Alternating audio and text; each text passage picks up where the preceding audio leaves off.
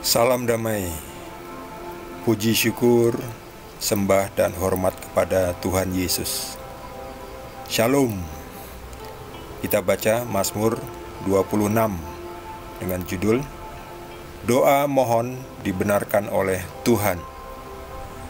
Dari Daud, berilah keadilan kepadaku, ya Tuhan, sebab aku telah hidup dalam ketulusan. Kepada Tuhan aku percaya dengan tidak ragu-ragu. Ujilah aku, ya Tuhan, dan cobalah aku.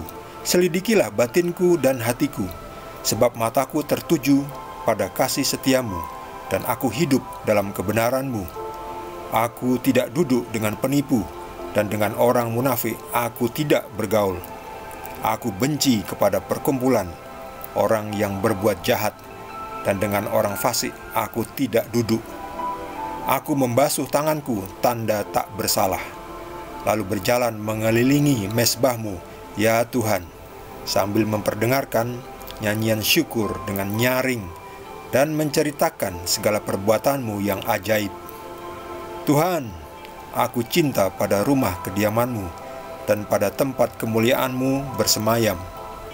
Janganlah mencabut nyawaku bersama-sama orang berdosa, atau hidupku bersama-sama orang penumpah darah, yang pada tangannya melekat perbuatan mesum, dan yang tangan kanannya menerima suapan.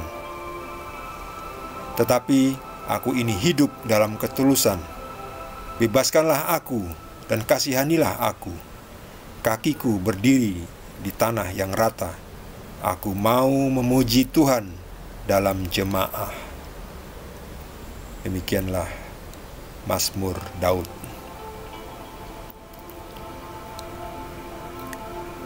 Daud ini di gambar ini setelah berhasil mengalahkan Goliat, ya. Dianugerahkan ini adalah tongkatnya. Dianugerahkan tongkat oleh Raja Saul, karena hanya Daud yang bisa berani melawan Goliat, mengalahkan Goliat, dan Daud mendapatkan tongkatnya. Ini artinya tongkat kekuasaannya. Teman-temannya bergembira, ya. Mereka ini nggak bisa mengalahkan Goliat, hanya Daud yang berani, ya. Daud benar-benar diberikan berkat Tuhan, ya, sehingga bisa mengalahkan Goliat. Daud mohon, ya. Daud selalu bernyanyi, bermazmur, itu bernyanyi, berdoa pada Tuhan, mohon dibenarkan, ya. Kalau dibenarkan oleh Tuhan itu memang senang kita. Sebaliknya kalau disalahkan oleh Tuhan, betapa susahnya kita, sedih. Kalau tidak ditolong Tuhan itu rasanya sedih, ya. Payah, ya, menderita.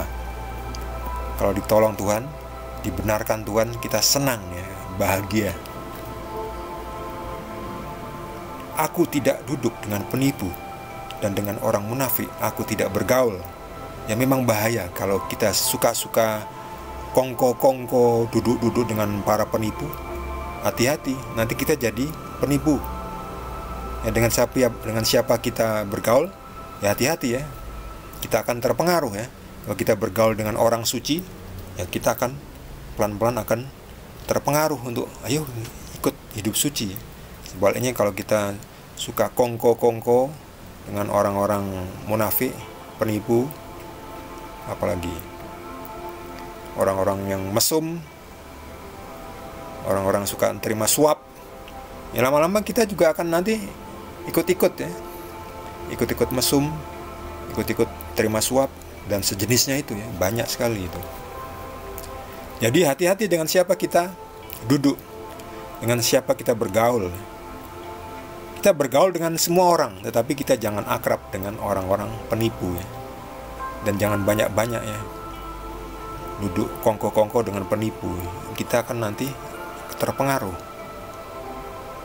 Ya kalau penipu, ya kita menyapa saja, dan kita beri sebagai yang disebutkan membawa terang dan garam. Kita harus paling tidak memberikan contoh untuk jujur, ya, supaya para penipu itu kemudian meninggalkan caranya yang curang, ya, menipu. Kita berikan contoh bagaimana kita mengelola keuangan, beri tanda terima, ada laporan yang transparan. Jadi nanti penipu-penipu itu biasanya nggak senang ya. Mereka akan berusaha untuk mencopot kita ya, supaya kita tidak mengelola uang ya. Orang-orang jujur itu dibenci oleh penipu ya, karena orang-orang jujur itu selalu ingin transparan, akuntabel. Mengeluarkan uang harus ada tanda terima ya, sesuai dengan peruntukannya. Untuk apa? Penipu nggak mau kayak gitu ya. Mereka senangannya menipu ya, merekayasa dan memanipulasi dan sejenisnya. Itulah orang-orang munafik. Bagi saudara yang mendapatkan tambahan pencerahan dari Tuhan, boleh juga berbagi dengan kita semua. Bagi yang belum subscribe, jangan lupa di subscribe dan juga di like. Kita akan lanjutkan dengan Mazmur 27. Terima kasih. Tuhan Yesus berkati kita semua.